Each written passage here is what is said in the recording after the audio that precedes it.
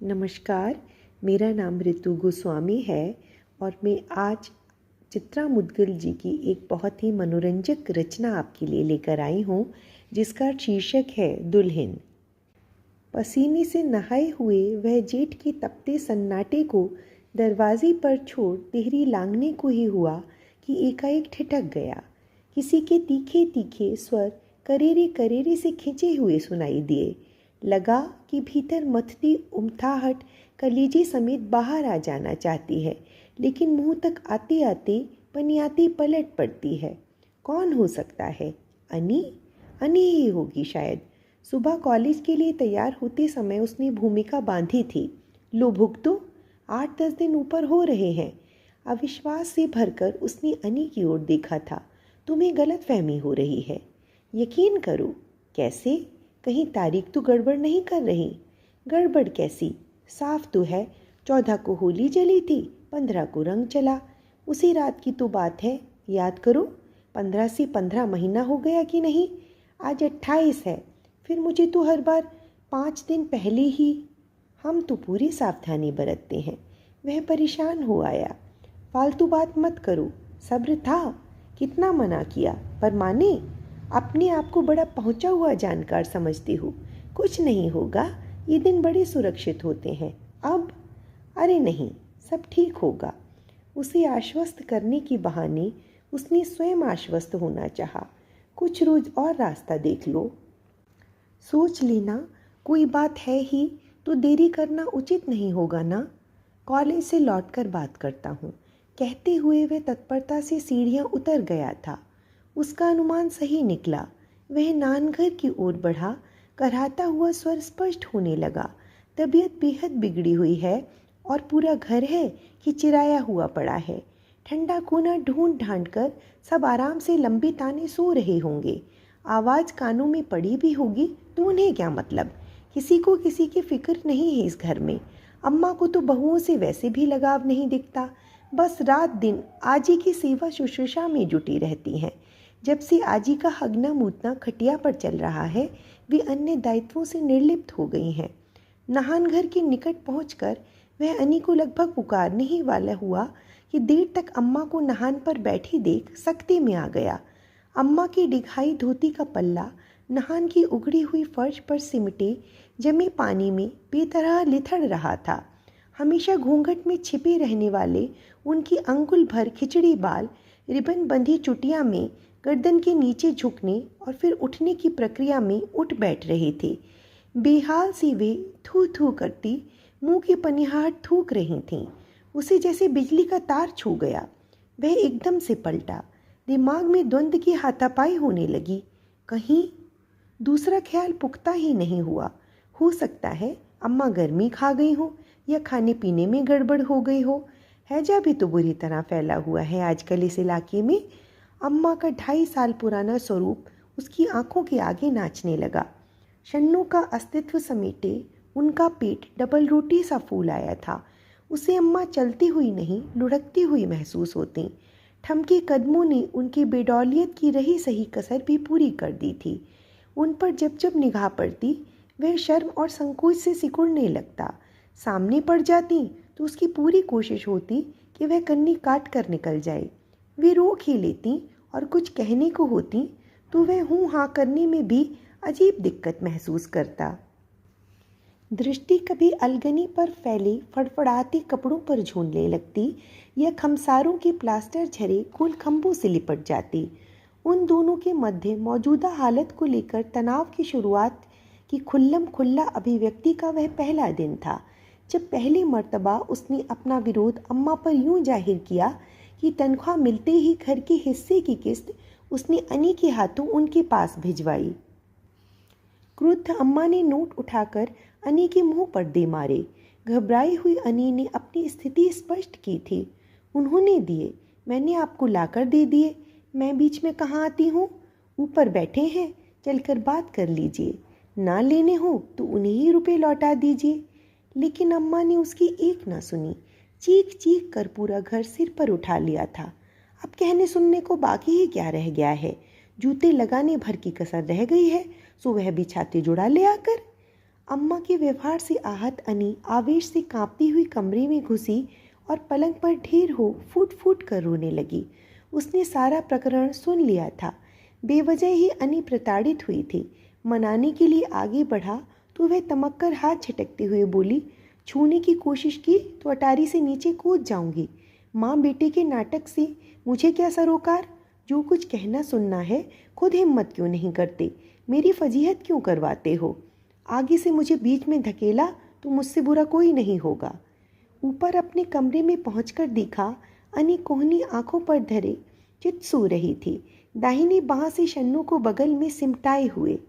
बंदरिया के बच्चे सी चिपटी पड़ी अबोर शन्नू की शमीज का घेरा और घुंघराले बालों के बेतरतीब छल्ले टेबल फैन की तपती तेज हवा में फरफरा रहे थे। गहरे कत्थई रंग की झालर वाली कच्छी कमर से कुछ नीचे खिसकी हुई उसके गोल मटोल वजूद को मासूमियत से सराबोर कर रही थी। जमुना पारिन बड़ी भाभी जब तक ठिठोली करती हैं, कुछ भी कहो लाला, यह पीठ पोंछन हूबहू गई तो तुम पे ही है। पुतलियों का भूरा रंग तक नहीं छोड़ा। कई बार मन हो आया कि सोती हुई शन्नू की पलकें उठा पुतलियों का रंग देखे। क्या वाकई उसकी पुतलियां भूरी हैं? हूबहू उसी सी। एक किलकती सी ललक दुराग्रह को पीछे धकेल उसके विद्रोह कर सिर उठा लेती कि उसकी रिबन बंधी नन्ही नन्ही चुटियों को पकड़कर वह झकझोर दे, गालों पर चुटकी भर ले, नहीं हथेलियों पर चिर्रो मिर्रो बुलाकर कांख में गुदगुदा दे, रक्तिम कानों की लवों को जी भरकर चूम ले। लेकिन पता नहीं क्यों अचानक शन्नू शून्य में परिवर्तित हो जाती और उसकी लालसा को सहसा अम्मा का डबल रोटी सा फूला पेट ढक लेता। शन्नू की ओर बढ़े हुए हाथ उसे छूने से पहले ही ठिठक जाती। एक अवश तिलमिलाहट उस पर तारी होने लगती और शुद्ध हो वह अपने ऊपर सैकड़ों राक्षसी अट्टहासों का उपहास अचानक भसक रही छत सा मरमराया हुआ महसूस करता। उसे लगता कभी आवेशवश हाथ शन्नू की ओर बढ़ ही गए तो उंगलियों में नन्ही देह की दुधाई सुगंध नहीं, एक जहरीली लिसलिहसाहट चिपक जाएगी जो धीरे धीरे उसकी पूरी देह को कुकुर खाज से भर देगी। 6 भाई बहनों में वह सबसे छोटा था। अब नहीं रहा। शन्नू ने उसे इस एकाधिकार से वंचित कर दिया। उसे अच्छी तरह याद है, वह 8 साल का रहा होगा जब काकी को पुष्पा हुई थी। बचपन की धुन्नू सौर के मुहारे खड़े खड़े वह उस गोल मटोल गुड़िया को 4-5 रोज अक्सर गौर से लगातार देखता रहा था और उसे गोद में खिलाने को व्यग्र हो उठा था। सभी ने उसे डरा धमका रखा था कि ना तो वह सौर के भीतर ही घुसे और ना ही बच्चे को छुए। किंतु एक दोपहर जब सभी अपने अपने ठौर ठिकाने पड़े सुस्ता रहे थे और धुन्नू को बगल में लिटाई काकी भी झपकियां भर रही थीं, वह पट से सौर में घुस गया और बंदर की भांति धुन्नू को गोद में उठा दुछत्ती में जा छिपा। धुन्नू न रोती तो वह बड़ी देर तक उसकी चुम्मियाँ लेता रहता और उसकी छोटी छोटी रुई की फाहों से नरम गुलाबी पैरों को अपनी गालों से रगड़ता रहता। पकड़े जाने पर बड़ी बुआ ने धुन्नू को उसकी गोद से छीन उसकी हिमाकत पर बेरहमी से तड़ातड़ गाल चटका दिए थे। अम्मा ने आगे बढ़कर उसे छुड़ा लिया था। बड़ी देर तक वह उनसे लिपटा हिचकियां भरता रहा। उसकी समझ में नहीं आया कि यह कौन सी रीत है कि एक बच्चा सामने लेटा हुआ है और उसे छुआ नहीं जा सकता, खिलाया नहीं जा सकता। उसने अम्मा से सवाल किया था, काकी बचिया कहाँ से लाई? बाजार से खरीद कर। तो तुम भी मुझे एक धुन्नू खरीद दो, मैं काकी की धुन्नू को कभी हाथ नहीं लगाऊंगा, उसने रोष से भरकर कहा। ठीक है, ला दूंगी, जरा पैसे जोड़ लूँ, खूब लगते हैं। अम्मा ने उसे बहलाया, मगर कुछ ही दिनों बाद वह अपनी जिद भूलकर मस्त हो गया। फिर धुन्नू सौर से बाहर आ गई और उसे न छूने की सारी वर्जनाएं टूट गईं। वर्षों बाद जब नितांत अपनी धुन्नू की कामना का बाल सुलभ हट वास्तविकता में अंकुरित होने लगा तो इस उम्र में छोटी बहन पाने की कल्पना मात्र से वह लज्जित हो उठा। सबसे बड़ी जिज्जी 4 बच्चों की माँ थीं, जो अपनी बड़ी बेटी रंजना के हाथ 4 साल पहले पीले कर चुकी थीं। रंजना से छोटे उमेश की शादी उसी साल हुई जिस साल उसका तिलक चढ़ा। तभी जिज्जी उसके ब्याह में नहीं आ पाई। बड़े और मछली भैया के बच्चे कॉलेज जाने लगे। गीता और सुषमा क्रमशः 1 और 2 बच्चों की माएँ बन गईं। खुद उसकी शादी का चौथा साल चल रहा है। बच्चे नहीं हुए तो सिर्फ इसी वजह से कि उसने और अनी ने फिलहाल चाहे नहीं। शादी की पहली रात को ही उन्होंने तय कर डाला कि जब तक वह अपनी थीसिस पूरी कर दाखिल नहीं कर देता और किसी डिग्री कॉलेज के प्राध्यापक नहीं बन जाता, वे संतान के विषय में कतई नहीं सोचेंगे। भूले भटके कहीं कुछ गड़बड़ हो ही गई तो सफाई करवा लेंगे। आगे नहीं हुए तो अनी ने संशय प्रकट किया, अनाथालय से गोद ले लेंगे। तब अनी केवल मैट्रिक पास थी और वह उसे आगे पढ़ाने का इच्छुक था। शादी के बाद उसने फर्स्ट ईयर की परीक्षा में अनी को प्राइवेट कैंडिडेट के रूप में बिठवाया। पढ़ने में भी उसकी भरसक सहायता की। नतीजतन सारी घरेलू अड़चनों और बंधनों के बावजूद वह पास हो गई। फिर तो वह उत्साह से भर गई और स्वयं परिश्रम करने पर उतर आई। कस्बई सपनों के दायरों में महासागर का विस्तार जड़ें जमाने लगा। इंटर भी हो गया, अब बीए की तैयारी हो रही है। एक अम्मा है, ना कुछ सोचना चाहती हैं ना समझना। दकियानूस, बच्चा पैदा करने की मशीन। दूसरों की भावनाओं की कद्र करना उन्हें आता ही नहीं। ऊपर से फूहड़ ठिठोलियों में रस लेती और आनंदित होती उनके भीतर की बेलिहाज बेशर्म स्त्री। सामने जवान बेटा खटिया पर बैठा हो तब भी संकोच न करना। कोई लिहाज करती तो नाउन काकी को न झड़क देती, आज ही को न इशारा कर देती। वे आंगन में दुबके सर्दियों के दिन थे, मांसपिंड के रूप में आकार लेती शन्नों के दिन। गुनगुना घाम था। खटिया पे आराम से वह शोध से संबंधित संदर्भ पुस्तक पढ़ने में लीन घाम सेक रहा था कि सहसा नाउन काकी की पारखी चुहल ने उसकी तन्मयता भंग की। आई दुल्हन, तुम्हें कुछ है का? नाउन काकी ने बड़े फूहड़ तरीके से अनी के पेट पर हाथ फिराते हुए सप्रश्न उसे देखा। प्रत्युत्तर में शर्म से दोहरी होती हुई अनी बगैर जवाब दिए ही भीतर भाग ली। इस आशालीन चुहलबाजी के चलते उसके कान तपाए। नजरों को जबरदस्ती किताब में अटकाए रखना मुश्किल महसूस हुआ, परंतु एकाएक उठ भी नहीं पाया।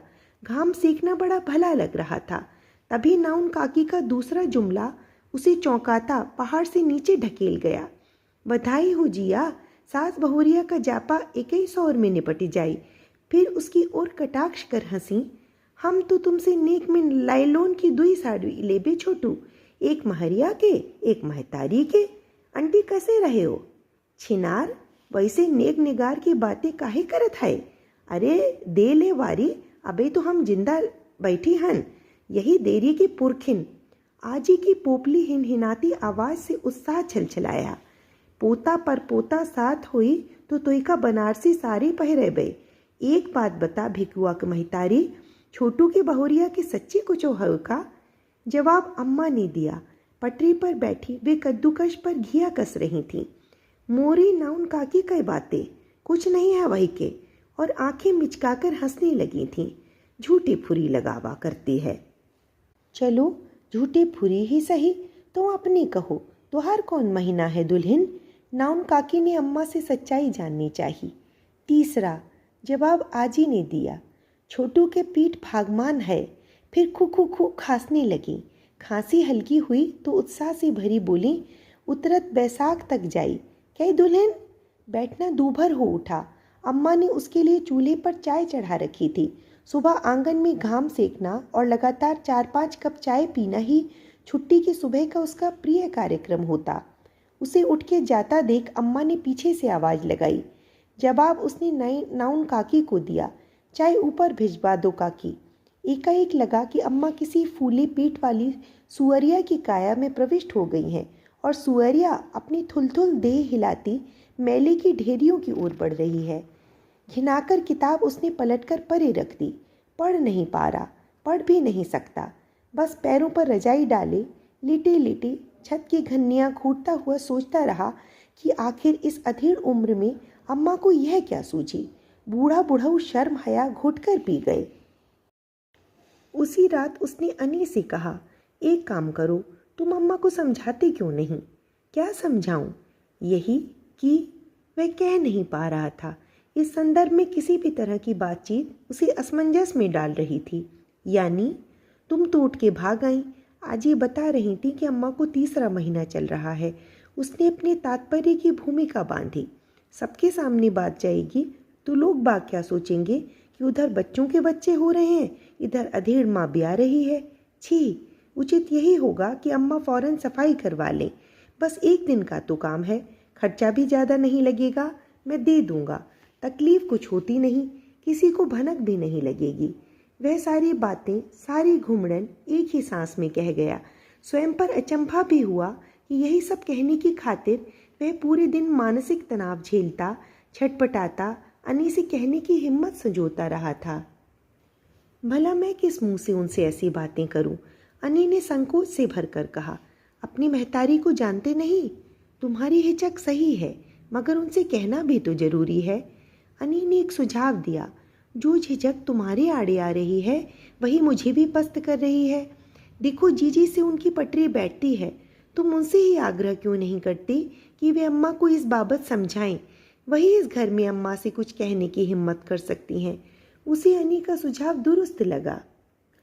सीढ़ियों पर ही था कि उत्तेजित अनी ने उससे फौरन कमरे में पहुंचने का इशारा किया और उसके भीतर आते ही किवाड़ भिड़ाकर उसने एक सांस में सारी घटना ज्यों की त्यों कह सुनाई थी। गनीमत समझो कि तुम सामने नहीं पड़े, वरना अम्मा ने रो चीख कर घर सिर पर उठा लिया था। अरे वही दही जार कैर हिम्मत कैसे परी रे? बेटवा बेटार तो सब भगवान का प्रसाद होत है, नहीं तो मनई तरसी जात है। देवी देवता मनावत हैं, कथा भागवत सुनत हैं, टूना टोटका करावत हैं, तौनों पे औलाद नसीब नहीं होती। और ये फिर अबे तो जिया बैठी हैं छाँ धरे, हमरे तीज त्योहार करे वाली, नेग न्योछावर धरे वाली, पैदा करे रहीन हैं तो का इन लुड़मन के भरोसे, जिनका अपनी महरिन के चूतर चाटे से फुर्सत नहीं मिलती।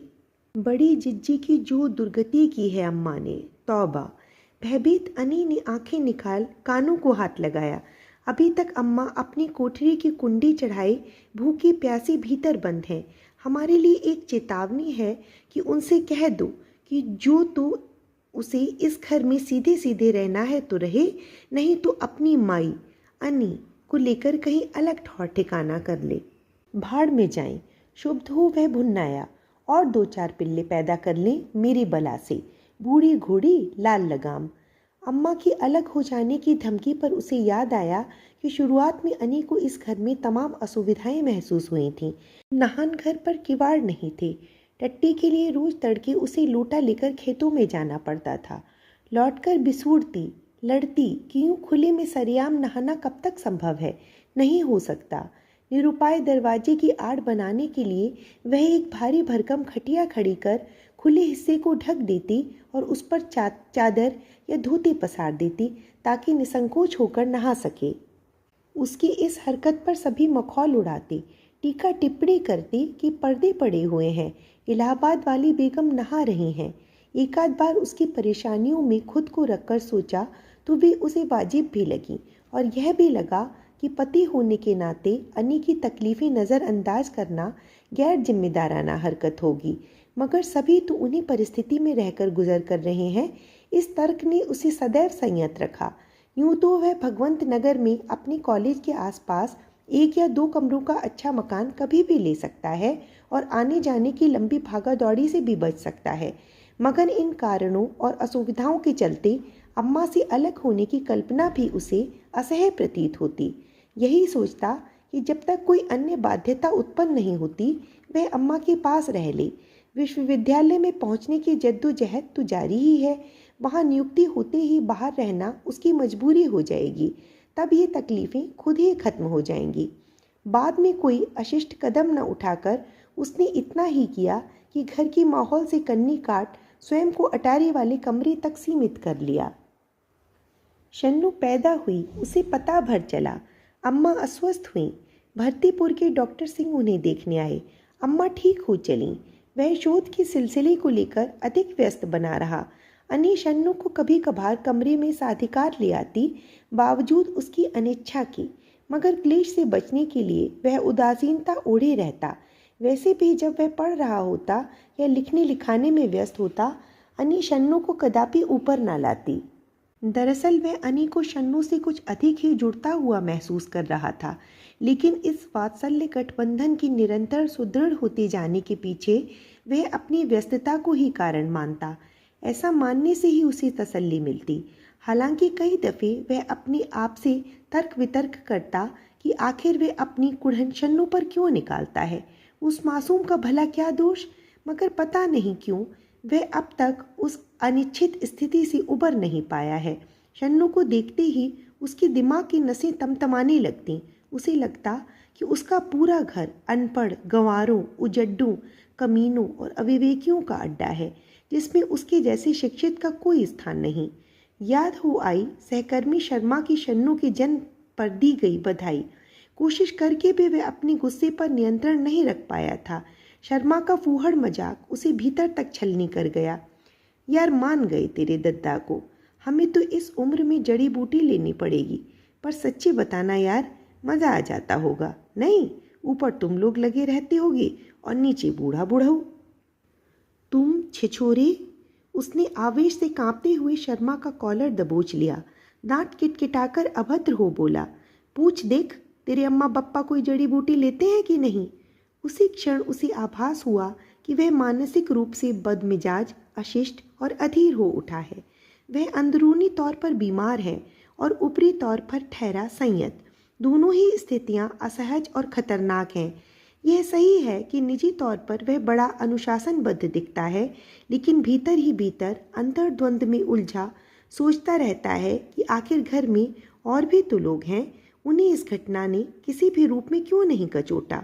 क्यों वे इस प्रकरण को लेकर अटपटा महसूस नहीं करते? अब तो वह घर में अपने आप को इतना गैर और अनुपयुक्त अनुभव करने लगा है कि कभी कभी उसे लगता है कि वह वहाँ बना हुआ क्यों है। शायद अब भी वह सारी खिन्नता और असहमति के बावजूद अम्मा से कट नहीं पाया। भले ही वह अरसे से अम्मा से नहीं बोलता चालता, मगर अन्नी से वह उनके विषय में जरूर पूछता पाछता रहता है। सीधे सीधे वह भी नहीं, घुमा फिराकर वह पहले आजी की तबीयत के बारे में पूछता, फिर दद्दा की, फिर बड़े भैया की, फिर गुड्डी, किन्नी, हरीश, काकी, भाभी की। इन्हीं रिश्तों को फलांगते हुए वह आहिस्ता से अम्मा पर आ जाता। अब भी कॉलेज से लौटकर वह सीधा ऊपर जाने लगता तो यह ख्याल उसे उदास कर देता कि पहले वह नीचे आंगन में ठहरता था, अम्मा से सिर्फ उन्हीं के हाथों की चाय पीता। वे कभी किसी काम में उलझी हुई होती और किसी बहू या लड़की को आदेश दे देती कि चाय का पानी चूल्हे पर चढ़ा दे, तो वह बिगड़ उठता, जोर शोर से ऐलान कर देता कि वह उस चाय को कतई हाथ नहीं लगाएगा। अनी अक्सर उसके अम्मांशपनी का उपहास उड़ाती, खिंचाई करती कि अब तक वह बछड़े सा अपनी अम्मा के थन में मुंह मारने को ललकता रहता है। बरसों हो गए झोल वाली उनकी खटिया में उनसे सटकर लेटे, उनकी थुलथुल पीठ में मुंह से बुड़बुड़ किए, चौके में खाना खाए, उनसे पैसे मांगे। कैसे झटक देती, जा अपनी महरिया से ले, कारों का खजाना गड़ा है हमरे लगे। दिल का कितना मजबूत हो गया है वह, मजबूत या ढीठ ही शायद। आज नहानघर के भीतर अम्मा हाल बेहाल जिस तरह उकला रही थी, पिछले दिन होते तो वह चिंतित सा पलट पड़ता, दौड़कर उनके कंधे पकड़ लेता, पानी से लोटा भर कुल्ला करवाता, पोंछता और माथे से सरक गया पल्ला खींच देता, गोद में भरकर उठा लाता, खटिया पर लिटा देता, ऊपर से टेबल फैन नीचे मंगवाकर ठीक उनके सामने रखवा देता। प्यार महसूस हुआ, उठा, सुराही के मुंह से गिलास में पानी उड़ेलने लगा। पानी की कुलकुल से अनी की नींद उछली तो वह उठ बैठी। अरे कब आए? खुले हुए बालों को हाथ से मरोड़कर जूड़े में बांधते हुए उसने पूछा। घंटा भर हो गया। जगाया क्यों नहीं? पलंग से नीचे उतरकर साड़ी की प्लीट्स ठीक करती हुई वह बुदबुदाई, पता नहीं आजकल क्या हो गया है, ऐसी बेहोशी की नींद आती है। क्या लोगे? चाय पिलवाओ तो तुम्हें एक बढ़िया समाचार दूं? पहले ही बता दो, वह ठुनकी। बैठकर बातें करते हैं, चाय ले आओ। अनी सिर का पल्ला लेती हुई नीचे उतर गई। दिमाग में अम्मा वाला प्रसंग कौन था? अनी से पूछ, शंका निवारण कर ले कि कहीं सचमुच शन्नू वाली स्थिति की पुनरावृत्ति तो नहीं हो रही। फिर लगा पूछ कर क्या होगा, जो होना होगा उसे वह बदल नहीं सकता, पहले ही कौन बदल पाया। आज मूड कुछ हल्का है, प्रसन्न भी। हालांकि सुबह अनी ने जिस गड़बड़ का संकेत दिया था उसे ले वह दोपहर तक चिंतित रहा। फिर इस निश्चय पर पहुंचा कि गड़बड़ अगर हो ही गई है तो सफाई आदि के चक्कर में नहीं पड़ेगा। यह निर्णय सहजता से शायद इसी कारण ले पाया कि डॉक्टर मजूमदार का पत्र उसे दोपहर से पहले ही कॉलेज में मिल गया था। पत्र में उन्होंने सूचित किया है कि अगले सत्र में डीएवी कॉलेज में उसकी नियुक्ति निश्चित है। हालांकि यह उनका पिछले 2 वर्षों से दिया जा रहा आश्वासन है, मगर अब की उन्होंने निर्णयात्मक सूचना दी है। शोध भी उसने उन्हीं के निर्देशन में पूरा किया। अगले हफ्ते उन्होंने उसे कानपुर बुलाया है, मामूली औपचारिकताओं की खानापूर्ति हेतु। इस महीने के अंत तक वह अपनी थीसिस भी दाखिल कर देगा। टंकण का काम लगभग पूरा हो चला है। डॉक्टर साहब ने उसकी मेहनत के लिए उसे बधाई और शुभकामनाएं भी दी हैं। और सचमुच यह पत्र पाकर वह बेहद खुश हुआ है। मन ही मन सोचता रहा है, यहाँ से निकल जाए तो अच्छा है। अब मौका स्वतः ही हाथ लग गया। कानपुर सतीश से कह भी आएगा, अपने आसपास 2-3 कमरों का एक अच्छा सा मकान निगाह में रखे। मित्र की पत्नी का साथ मिलेगा तो अनी को अकेला नहीं लगेगा। अनी सुनकर खुशी से चौंकेगी। इस सोच ने उसे रोमांचित किया। एक तो वह सोया ही बड़ी देर में था। मुंह अंधेरे ही रोने पीटने के अचानक उठे शोर ने उसे चौंका दिया। कुछ पलों बाद घबराई अनी ने उसे झकझोरा, उठो उठो ना आजी। वह समझ गया। अरसे से बीमार और खटिया पर ही टट्टी पेशाब करने वाली देह की दुर्गति से छींचती आजी को आखिर मुक्ति मिल ही गई। अनी रुंधे स्वर में अपनी बर्फ हुई हथेलियों को उसके दोनों गालों से छुआती हुई बदहवास होती सी बोली, मैंने कभी किसी को मरे हुए नहीं देखा। डर लग रहा है मुझे। डर कैसा, बस देह से प्राण ही तो निकलते हैं। फिर भी घबराओ नहीं, तुम चलो, मैं आ रहा हूँ। सीढ़ियों पर अभी अंधेरा है। अरे कमाल है, इतना डरने की क्या ज़रूरत है। फिर उसकी अस्थिरता और मौके की नज़ाकत का ख्याल कर वह उठ बैठा। चलो, मैं सीढ़ियों पर खड़ा रहता हूँ, तुम नीचे उतर जाओ। वह सीढ़ियों के ऊपर खड़ा हो गया। तभी अनी नीचे उतरने को तैयार हुई। आधी सीढ़ियाँ उतरती उतरती अनी पलटी। ऊपर ही मत बैठे रहना, सारा घर जुट गया है, फौरन नीचे आ जाओ। जवाब दिए बगैर वह कमरे में लौट आया। आजी को देखकर वह अक्सर उनके कष्ट का अनुमान लगा, सोचता कि इस घिसट घिसट के जीने से तो बेहतर है कि वे जितनी जल्दी हो कूच कर जाएं। हालांकि डॉक्टरों ने सलाह दी थी कि उन्हें इलाज के लिए जिला अस्पताल में रखना ज़्यादा उचित होगा। अम्मा उन्हें अस्पताल में रखने के विरुद्ध थीं। अम्मा को लग रहा था कि एक तो आजी लगातार अस्पताल में रह नहीं पाएंगी और उनके बगैर उनकी उचित देखभाल संभव नहीं। आजी की बदतर हालत के बावजूद बिना पस्त हुए और घिनाए अम्मा दिन भर उनका गूमूत उठाती रहती, उनकी खैरियत की गंडी ताबीज़ बंधवाती रहती। और आजी, उनकी अभिलाषाओं का भी कहाँ कोई अंत था। छोटी का ब्याह देख लें तो मरे। उसकी शादी इसलिए जल्दी हो गई, नन्हे मझले बेटे को बेटा हो जाए तो मरे। सावित्री, बड़ी बेटी को बड़ी मानता के बाद इकलौता पोता हुआ है, उसका मुंडन अपने महादेवन के चौरे पर करवा दें तो मरे। धुन्नू का जापा देख लें तो मरे। अनी की गोद अभी छूची है, कुछ हो जाए तो मरे। और अब तो उन्हें शन्नू के ब्याह की दुश्चिंता भी घेरने लगी थी। उसका ब्याह अपने सामने कर लेती तो मरती। उनकी दुलारी बहू अम्मा पेट से हैं, एक और पोते का मुंह देख लेती तो मरती। पीढ़ी दर पीढ़ी आशीषने के लिए भी हर बार मरना स्थगित करती रहीं। कैसी सघन जीजे विशा। उसे आजी का वह आक्रोश स्मरण हो आया जब शन्नू के समय सफाई की बात उसने बड़ी जिज्जी से कहलाई थी। वे कुर्द शेरनी से बिफरी थी। कौनो चोरी छिनारा के आए जो दुल्हन पेट गिरवा ले। रूने पीटने के सम्मिलित स्वर कुछ अधिक ऊंचे हो उठे। अनी की हिदायत उसे याद हो आई, उसे नीचे होना चाहिए। वह फुर्ती से बदन पर कुर्ता डालकर नीचे उतर आया। आंगन में जमघट किसी मजमे बाज के इर्द गिर्द जुड़ी भीड़ सा घेरा डाले हुए था। अंदाजा हो गया आजी को बीच में लिटा रखा होगा। उसे देख लोगों ने हटकर रास्ता दिया। सांत्वना के कतिपय बोल उसे लक्ष्य कर संबोधित हुए। गठरी ढकी सी आजी, उनके पांव के करीब अम्मा बैठी दिखीं। उनका पछाड़ी खाता रुदन उसे विचलित कर गया। औरतों ने उन्हें संभाल रखा था। उस पर निगाह पड़ते ही अम्मा रस्सा तुड़ाई गाय सी अर-अराकर बेतहाशा लिपट गई। पहली बार भीड़ में अम्मा का नंगा चेहरा दिखा। हमेशा ठुड्डी तक खिंचे रहने वाले पल्ले में जब वे बहुओं के बीच आ बैठती तो लोग भरमा जाते कि सास कौन सी है और बहुएं कौन सी। उसके सीने से लिपटी अम्मा दहाड़े मार कर रो रही थी। उसे महसूस हुआ कि अचानक उसके भीतर एक दबा ढका सोता आवेग सा फूट पड़ा और गालों पर धारासार बहता अम्मा के खिचड़ी बालों को भिगोने लगा। अम्मा हिचकियों में बोले जा रही थीं, टूटे टूटे वाक्यों में। जिया नहीं रही रे छोटू, छाड़ गई हमका। अब हमका दुल्हन कही के को पुकारी रे दैया, को हमार तीर त्योहार करी रे, हमरे बरे नेग नौछावर धरी रे। आज हम बुढ़ा गईन रे छोटू, बुढ़ा गईन। तब तक जिया छां धरे बैठी रही। हमका यही लागत रही कि हम बहुरिया हन। हम भले हमरे जवान जहिल बहू बेटवा नाती पनाती हैं दैया। सच ही तो कह रही है अम्मा, वह सोचने लगा। जब तक किसी बड़े का साया सिर पर होता है, आदमी छोटा ही बना रहता है। जिस दिन वह साया नहीं रहता, उसकी उम्र प्रौढ़ हो उठती है। 42 साल की दुल्हन आज अम्मा रह गई हैं। काकी, दादी, नानी, जेठानी, सास मात्र। वे कभी उनके इस एहसास को लेश मात्र भी महसूस नहीं कर पाया। जब तक किसी बड़े का साया सिर पर होता है, आदमी छोटा ही बना रहता है।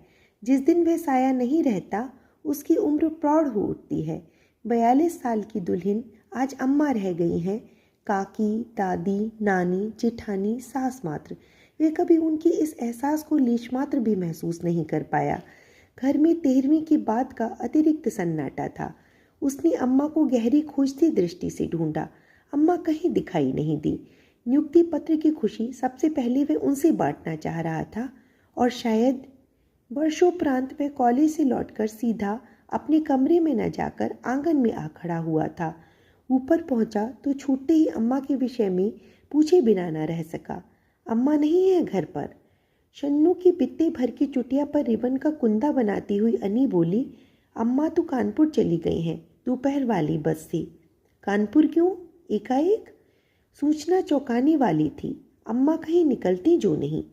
अनी ने शन्नू को जा नीचे खेला की हिदायत देकर बाहर भेज दिया। उसके जूते खोलते न खोलते हुए अनी ने बताया, और जो बताया वह उसे स्तब्ध करने के लिए काफ़ी था। अम्मा पुष्पा जिज्जी के घर गई हुई हैं। 3रा महीना चल रहा है। कह रही थी कि वहाँ किसी नर्सिंग होम में जाकर सफाई करवा लेंगी।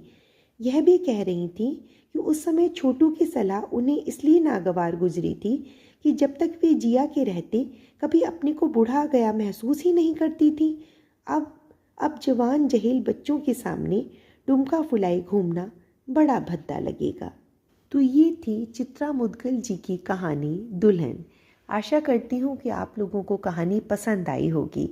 यदि आप लोगों को मेरी कहानी पसंद आती हैं और मेरा कहानी कहने का तरीका अच्छा लगता है, तो कृपया मेरे चैनल को लाइक, शेयर और सब्सक्राइब करके मेरा उत्साहवर्धन कीजिए।